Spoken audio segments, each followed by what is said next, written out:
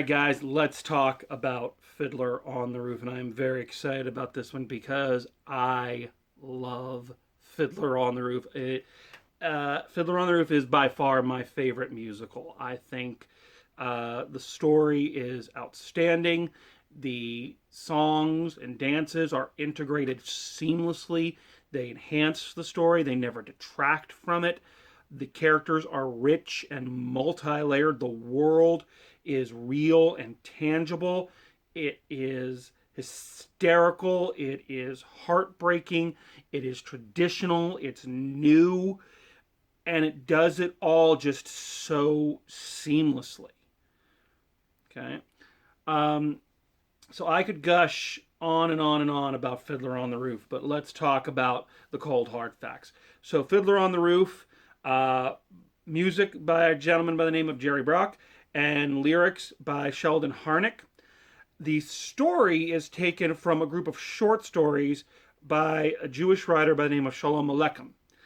And the short stories were compiled into a series called Tevyer and His Five Daughters, or Tevyer the Dairyman, depending on which translation you get.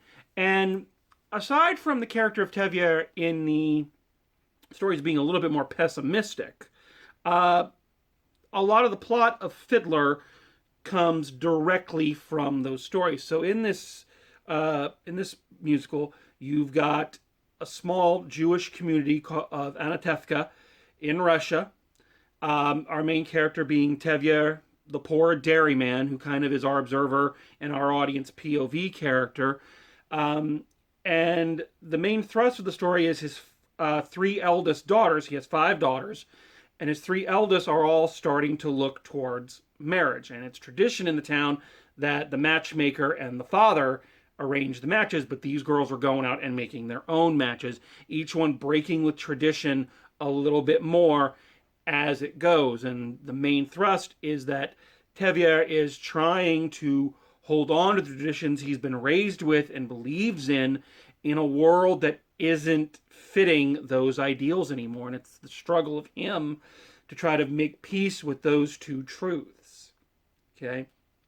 Tradition is at the heart of everything. It is the opening number of the song of the show. As a matter of fact, it wouldn't have been there had it not been for the director and choreography, Jerome Robbins. Now, he was not originally the director.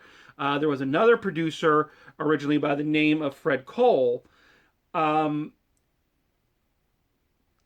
Hal Prince took over for him, and he brought in Jerome Robbins, and they were having a lot of trouble with the show. And Jerome Robbins kept saying to them, "Well, what is it about? What is it about? What is it about?" And finally, just in a bit of frustration, said, "It's about tradition." He said, "There, that's your opening number. Write that." As strange as it may seem, this show was not an easy sell.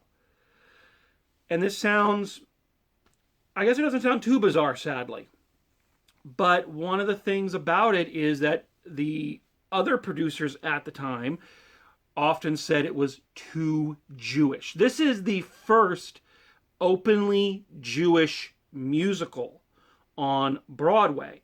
And that's so crazy when you think that the Jewish people were so influential in the creation of Broadway. Most of the great performers or songwriters or directors were Jewish.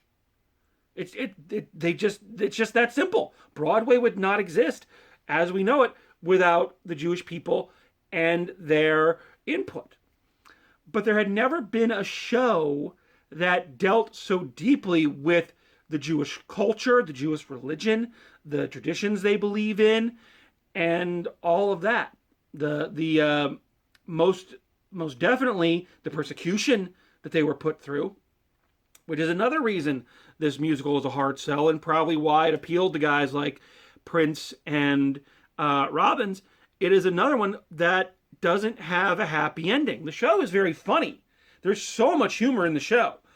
But when you get to the ending, the Jews are forced out of their community and they all have to leave. The final song, the closing number, is all of the residents of Anatevka packing up and leaving, being forced out. It is not your traditional musical. But again, that's what appealed to guys like Hal Prince and Jerome Robbins. They liked that kind of stuff. So they took a gamble, and that gamble paid off.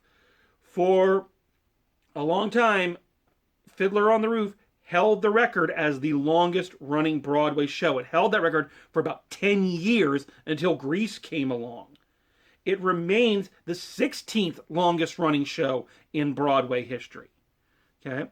It is just one of those staples. It is one of those tent poles. It is just, again, in my opinion, I think it is a perfect musical. I cannot find fault in it.